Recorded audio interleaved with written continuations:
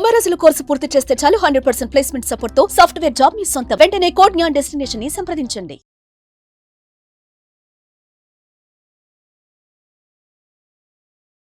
నమస్తే, welcome to Suman TV. నేను మీ జవేరియా. ఈ రోజు ప్రస్తుతం మనతో వంశీ కృష్ణ సార్ ఉన్నారు. So exams time, paper handling and చాలా వరకు క్వశ్చన్ పేపర్ అంటేనే చాలా పిల్లలు ఉలిక్కి పడతారనమాట. సో ఇలాంటి ప్రాబ్లమ్స్ కి సొల్యూషన్ ఎలా తెలుసుకోబోతున్నాము. నమస్తే సార్. నమస్తే. Exams times parents, teachers, students చాలా చాలా ఇంపార్టెంట్ టైమింగ్. ఎందుకంటే సంవత్సరం తరబడి కష్టపడినా ఇప్పుడు మెయిన్ ఈ టైంలో especially question paper handling. So మంచి మార్క్స్ ఎలా తెచ్చుకోవాలి, అసలు క్వశ్చన్ పేపర్ ఎలా హ్యాండిల్ చేయాలి సార్? అయితే ఈ మధ్య కాలంలో చాలా మందికి అంటే 365 డేస్ వాళ్ళు ఏదైతే చదివారో దాన్ని ఫైనల్ వాళ్ళు ఆ యాన్యువల్ ఎగ్జామ్ లో 3 hours లో చూపించాల్సిన టైం అదనమాట. కాబట్టి ఆ టైంలో ఫస్ట్ నేను ఏమంటానంటే క్వశ్చన్ పేపర్ కంటే ముందు మైండ్ సెట్ మేనేజ్మెంట్ చేసుకోవాలంటాను నేను. ఎందుకంటే చాలా మంది విద్యార్థులు టెన్షన్ పడుతుంటారు. ఈ టెన్షన్ అనేది ఎప్పుడైతే భయపడతామో ఆ భయపడినప్పుడు మనకు అడ్రినలిన్ అండ్ కార్టిజాల్ అనే హార్మోన్స్ ప్రొడ్యూస్ అవుతుంటాయి. ఇవి ప్రొడ్యూస్ అయినప్పుడు మనము హార్ట్ బీట్ ఎక్కువగా ఉండడం, లేకుంటే బ్రీతింగ్ హెవీగా ఉండడం, సో దీంతో మన బాడీలో మెటబాలిజం పెరిగిపోవడం, దీంతో చెమటలు పట్టడం స్టార్ట్ అవుతుంది. వెంటనే మన మైండ్ అనేది మనకు కరెక్ట్ గా రెస్పాండ్ అవ్వదు అనమాట. అప్పుడే చాలా మంది స్టూడెంట్స్ కి మర్చిపోయామనే ఫీల్ వస్తుంది. సో ఫస్ట్ మీరు ఎగ్జామ్ హాల్లోకి వెళ్ళిన తర్వాత ఈ అడ్రినలిన్ అండ్ కార్టిజాల్ అనే హార్మోన్స్ ఏదైతే మన బాడీలో భయానికి సంబంధించి ప్రొడ్యూస్ అవుతాయో దాన్ని మేనేజ్ చేసుకోవాలి. ఎలా మేనేజ్ చేసుకోవాలంటే డీప్ బ్రీతింగ్ ఎక్సర్సైజ్ అనేది ఖచ్చితంగా చేయాలి. Minimum 5 minutes. అంటే మీరు ఎగ్జామ్ హాల్లోకి వెళ్ళిన తర్వాత అటు ఇటు ఎక్కడెక్కడ చూడకుండా, ఎందుకంటే మీరు యాన్యువల్ ఎగ్జామ్స్ రాసేటప్పుడు చాలా మంది మీకు తెలియని అన్నోన్ పర్సన్స్ ఎక్కువ ఉంటారు. సో అలాంటి వాళ్ళ ఫేస్ చూసినప్పుడు కానీ ఆ ఎన్వైరన్మెంట్ చూసినప్పుడు కానీ ఒక రకమైన భయానికి గురవుతుంటారు. సో మీరు కామ్గా ఆ సిచ్యువేషన్ జస్ట్ అర్థం చేసుకొని వీలైతే మాక్సిమం మీరు అక్కడ కూర్చొని ఒక 2-3 minutes డీప్ బ్రీతింగ్ ఎక్సర్సైజ్ చేసుకుంటే మన బాడీలో ఆ ఎమోషన్ కి సంబంధించినటువంటి అడ్రినలిన్, కార్టిజాల్ ని మనం బ్యాలెన్స్ చేసుకున్న వాళ్ళం అవుతాం. దెన్ అప్పుడు మన బ్రెయిన్ ఈజీ వేలో పనిచేయడం స్టార్ట్ అవుతుంది అనమాట. సో ఈ విషయం ప్రతి ఒక్కరు కూడా తెలిసి ఉండాలి. ఒకవేళ ఇది ఫస్ట్ స్టెప్ లో మీరు సక్సెస్ అయినారు అంటే నెక్స్ట్ ఎగ్జామ్ పేపర్ హ్యాండ్లింగ్ విషయానికి వస్తే ఇంకా చాలా ఈజీగా హ్యాండిల్ చేయొచ్చు. దెన్ నెక్స్ట్ ఏం చేయాలంటే మీకు ఆల్రెడీ క్వశ్చన్ పేపర్ ఇచ్చిన తర్వాత అప్పుడు కూడా భయానికి గురి కాకుండా ఫేస్ మీద ఒక స్మైల్ ఉండేటట్టు ఖచ్చితంగా చూసుకోండి. ఎందుకంటే ఆ క్వశ్చన్ పేపర్లో ఆల్మోస్ట్ ఆ క్వశ్చన్స్ అన్నీ కూడా వస్తే మీకు మీ టెక్స్ట్ బుక్ లో నుంచి వస్తాయి. లేదనుకుంటే దానికి రిలేటెడ్ గా అప్లికేషన్ క్వశ్చన్స్ వస్తాయి. అంతకు మించి మీరు టెన్షన్ పడాల్సిన పని కూడా లేదు. సో మీరు నెక్స్ట్ ఇక్కడ ఏం చేయాలంటే ఖచ్చితంగా ఈ ఎగ్జామ్ ఫియర్ పోవాలి, పేపర్ హ్యాండ్లింగ్ రావాలంటే మెయిన్గా ప్రతి స్టూడెంట్ ఏం చేయాలంటే ప్రీవియస్ క్వశ్చన్ పేపర్ అంటే మార్క్ టెస్ట్ అన్నాం కదా, అది ఖచ్చితంగా ఒక 3-4 అయితే ఖచ్చితంగా రాయాలి. ఈవెన్ 10th యాన్యువల్ ఎగ్జామ్ అప్పుడు ముందు కూడా ప్రీ ఫైనల్స్ అని పెడతాం. సేమ్ అలాగే ప్రతి క్లాస్లో ఉన్నటువంటి స్టూడెంట్స్ కూడా ముందు మీరు కూడా అలాంటి మార్క్ టెస్టులు రాసినప్పుడు ఏ సెక్షన్కి ఎంత టైం తీసుకుంటున్నాం, section A, section B, section C ఉన్నప్పుడు నెక్స్ట్ ఏం చేయాలంటే ఆ సెక్షన్ వైజ్గా చూసుకొని మీరు టెన్షన్ పడకుండా ఏ సెక్షన్లో అయితే మీకు అంటే నేను ఈ ఆన్సర్స్ అన్ని నాకు వస్తాయి అని అనిపించిందో ఆ సెక్షన్ తోటి మీరు ఎగ్జామ్ హాల్లో అంటే ఆ బిట్ తోటి స్టార్ట్ చేయండి, ఆ సెక్షన్ తోటి స్టార్ట్ చేయండి. ఎందుకు అలా వచ్చిన దాని నుంచి స్టార్ట్ చేయాలంటే ఫస్ట్ మీ యొక్క కాన్ఫిడెన్స్ లెవెల్ని పెంచడానికి ఆ సెక్షన్ అనేది చాలా బాగా తోడ్పడుతుంది. దెన్ తర్వాత మీకు రానటువంటి వాటికి నిదానంగా ఒకవేళ సెక్షన్ ఏకి వెళ్తారా, నెక్స్ట్ సెక్షన్ సికి వెళ్తారా అనేది మీ యొక్క మార్క్స్ని బట్టి కూడా.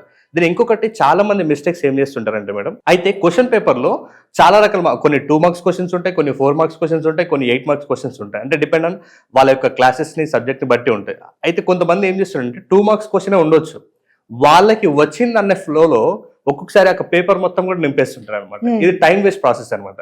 సో ఆ మార్క్స్ ఎంత ఉన్నాయి దానికి నేను ఎంత ఇన్ఫర్మేషన్ రాయాలి ఆల్రెడీ క్వశ్చన్ పేపర్లో ఇస్తారు. ఇప్పుడు ఫర్ ఎగ్జాంపుల్ 100 lines లేకుంటే 150 lines ఫిల్ చేయమని ఆల్రెడీ అక్కడ ఇన్స్ట్రక్షన్ కూడా ఉంటుంది. లేదనుకుంటే మీ స్కూల్లో ఉన్నటువంటి టీచర్స్ అన్న అడిగి తెలుసుకోండి. ఎప్పుడైతే మీరు ఆ మార్క్స్కి తగ్గట్టుగానే మీరు రాస్తారో అప్పుడు మీ టైం సేవ్ అవుతుంది. 2 marks క్వశ్చన్ నాకు వస్తుంది కదా అని పేపర్ మొత్తం రాసిస్తే రిమైనింగ్ ఆన్సర్స్ రాయడానికి నీకు టైం సరిపోతుంది కాబట్టి మార్క్స్ కోల్పోతావు. దెన్ ఇంకొకటి ప్రతి ఒక్క స్టూడెంట్ చేయాల్సింది ఏంటంటే మంచి మార్జిన్స్, దాంతోపాటు మీరు మార్క్ టెస్ట్ ప్రాక్టీస్ చేసిరు, దాంతోపాటు స్పీడ్గా రాయడం కూడా రావాలి. హ్యాండ్ రైటింగ్ అనేది ఒక స్కిల్. అంటే లిజనింగ్, స్పీకింగ్, రీడింగ్, రైటింగ్ ఈ 4 కూడా ఒక స్కిల్స్. సో ఈ స్కిల్స్ ఏది రావాలన్నా కూడా ఉదయం నేర్చుకొని సాయంత్రం వచ్చేది కాదు. ఏ స్కిల్ అయినా కూడా ప్రాక్టీస్ అనేది ఖచ్చితంగా ఉండాలి. ఆ ప్రాక్టీస్ ఉండాలంటే మీరు ఈ మార్క్ టెస్ట్లోనే మీరు టైం పెట్టుకొని దాన్ని ప్రాక్టీస్ చేయండి. దెన్ ఇంకా మీరు స్పీడ్గా రైటింగ్ చేయడానికి, స్పీడ్ రైటింగ్ కోసం జస్ట్ ఒక టైం పెట్టుకోండి. ఆ 10 minutes లో ఒక న్యూస్ పేపర్లో ఉన్న స్టోరీయా, లేకుంటే మీకు వచ్చిన స్టోరీయా, లేకుంటే ఒక స్టోరీ చదివి స్పీడ్గా రాయడం వస్తుందా లేదా ఒకసారి టెస్ట్ చేసుకోవాలి. ఎందుకంటే డైరెక్ట్ ఎగ్జామ్ హాల్కి వెళ్ళిన తర్వాత చాలా మంది దీన్ని ప్రీవియస్గా ప్రాక్టీస్ చేయరు కాబట్టి ఆ ఎగ్జామ్ టైంలో ఎక్కువ టెన్షన్ పడి సరిగ్గా క్వశ్చన్ పేపర్ని హ్యాండిలింగ్ చేయలేకపోతారు అనమాట. కాబట్టి మీరు ఎక్కువగా మెజారిటీగా సెక్షన్ వైజ్గా ప్రియారిటీ ఇవ్వండి. తర్వాత రాసేటప్పుడు కూడా మంచి నీట్గా ఉండే పెన్నుని చూస్ చేసుకోవాలి ఎగ్జామ్ హాల్లో. ఎందుకంటే నువ్వు ఎంత బాగా చదివావు, ఎంత బాగా వచ్చిందనేది నీకు తెలుసు. కానీ ఇప్పుడు నువ్వు రాసేదాన్ని ఎవరో నీకు తెలియని మీ స్కూల్లో కానీ ఒక గెస్ట్, ఒక ఇన్విజిలేటర్ అక్కడ నీకు ఆల్రెడీ పేపర్ కరెక్షన్ చేస్తారు. సో అలా చేసే వాళ్ళు కూడా ఆ సబ్జెక్ట్లో ఎక్స్పర్ట్స్ ఉంటారు. ఫస్ట్ నువ్వు క్వశ్చన్ పేపర్ హ్యాండ్లింగ్ నేర్చుకున్నది ఇంపార్టెంట్గా, దాంతోపాటు ఎంత నీట్గా రాస్తున్నావు అనేది కూడా ఇంపార్టెంట్. ఇప్పుడు చూడండి, మీరు నీట్గా రాసేటప్పుడు మనకు ఒక మామూలుగా ఒక కొటేషన్ ఉంటుంది, ఏమంటే first impression is the best impression. కానీ ఎగ్జామ్ హాల్లో first impression is the last impression. అదే ఎందుకంటే నీకోసం మళ్ళీ ఆ ఎగ్జామ్ పేపర్ కండక్ట్ చేయరు కదా, కాబట్టి ఆ ఫస్ట్ ఇంప్రెషన్ నీకు మళ్ళీ లాస్ట్ ఇంప్రెషన్. అంటే నువ్వు అక్కడ హ్యాండ్ రైటింగ్ చాలా నీట్గా రాయాలి అంటే ఫస్ట్ నువ్వు మంచి పెన్ తీసుకున్నావా లేదా చూసుకోవాలి.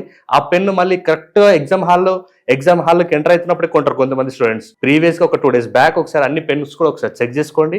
దాని తర్వాత మంచి పెన్ ఉండడం వల్ల రైటింగ్ కూడా చాలా నీట్గా ఉంటుంది. సో కాబట్టి అలాంటి ఇంప్రెషన్ నువ్వు క్రియేట్ చేసినప్పుడు ఆ సబ్జెక్ట్ ఎక్స్పర్ట్ కూడా నువ్వు నీట్గా హ్యాండ్ రైటింగ్ రాస్తే ఓకే, ఈ సబ్జెక్ట్ అంటే ఈ స్టూడెంట్ కూడా చాలా ఇంట్రెస్టెడ్గా ఉంది అని వాళ్ళు కూడా ఫీల్ అవుతారు. కాబట్టి ఆ సబ్జెక్టుకు టీచర్కి ఆ సబ్జెక్ట్ అంత నీట్గా రాస్తే తను కూడా హ్యాపీగా ఫీల్ అవుతావు. కాబట్టి ఈ క్వశ్చన్ పేపర్లో నువ్వు ఆన్సర్స్ రాసేటప్పుడు నీట్ హ్యాండ్ రైటింగ్ రాయండి. దానికి మంచి పెన్, దాంతోపాటు నువ్వు ఎంత స్పేస్ ఇస్తున్నావు, ఎంత ప్రెజర్ చేసి రాస్తున్నావు, ఎలాంటి స్లాంట్ రాస్తున్నావు అనేది కూడా నువ్వు ముందుగా ప్రాక్టీస్ చేయాలి. ఇవే నీ బెస్ట్ హ్యాండ్ రైటింగ్ డిసైడ్ చేసేది. కాబట్టి ఈ హ్యాండ్ రైటింగ్తో పాటు ఈ క్వశ్చన్ పేపర్ హ్యాండ్లింగ్, దాంతోపాటు టైం మేనేజ్మెంట్, ఆ ఎగ్జామ్ హాల్లో ఫస్ట్ మైండ్ మేనేజ్మెంట్ చేసుకోవాలి, తర్వాత క్వశ్చన్ పేపర్ హ్యాండ్లింగ్ చేసుకోవాలి, తర్వాత నీ యొక్క టైం మేనేజ్మెంట్ చేసుకున్నట్లయితే ఆటోమేటిక్గా ఆ టైంలో నువ్వు ఎలా మంచి మార్క్స్ తీసుకురావాలనేది నీకు క్లారిటీ వస్తుంది. Super sir, super. సో ఎంత క్లారిటీగా చెప్పారంటే క్వశ్చన్ పేపర్ ఎలా ఉన్నా సరే 99 మార్క్స్ నాకు రావాలి అంటే ఈ పద్ధతి ఫాలో అవ్వాలి అన్న రీతిలో చెప్పారు. చాలా చక్కగా. సో మరి ఎవరైనా సరే ఇంకా మంచిగా ప్రాక్టీస్ చేయాలి, కొద్దిగా టైం ఉంది, ఒక 20 days ఉంది, 1 month ఉంది అంతే ఎగ్జామ్స్ కి అన్న వాళ్ళు, ఇలాంటి ప్రాబ్లం ఫేస్ చేస్తున్న వాళ్ళు సంప్రదించాలంటే ఎలా సార్? ఎస్ మేడం, మనది ఆన్లైన్ ఆఫ్లైన్ అపాయింట్మెంట్ కూడా తీసుకోవచ్చు. లేదు అనుకుంటే నేను ఎవ్రీ సండే కూడా 2 hours వర్క్ షాప్ డిజైన్ చేస్తాను, టాపర్ స్టడీ సీక్రెట్ అనేది. సో ఆ వర్క్ షాప్ లో అటెండ్ అయినా కూడా వాళ్ళు ఎలాంటి ఇబ్బందులు ఫేస్ చేస్తున్న స్టడీస్ లో దాంతోపాటు లైవ్ లో డిస్కస్ చేసుకొని కూడా మాట్లాడుకోవచ్చు. లేదనుకుంటే నేను రీసెంట్గా ఈ బ్యాచ్ నుంచి 1 day full day session conduct చేస్తున్నాను నేను ఎవ్రీ సండే, అది 11 to 5. దాంట్లో memory skills part and mind management ఎలా చేసుకోవాలనేది కూడా నేర్పిస్తాను. సో ఆసక్తి కలిగిన ఎవరైనా కూడా కింద స్క్రోల్ అవుతున్న నెంబర్కి కాంటాక్ట్ చేస్తే మా టీం పూర్తి డీటెయిల్స్ ఇస్తారు. Thank you sir, thank you so much. Thank you madam. Suman టీవీలో మీ పర్సనల్ అండ్ బిజినెస్ ప్రమోషన్స్ కోసం కింది నెంబర్కి కాంటాక్ట్ చేయండి.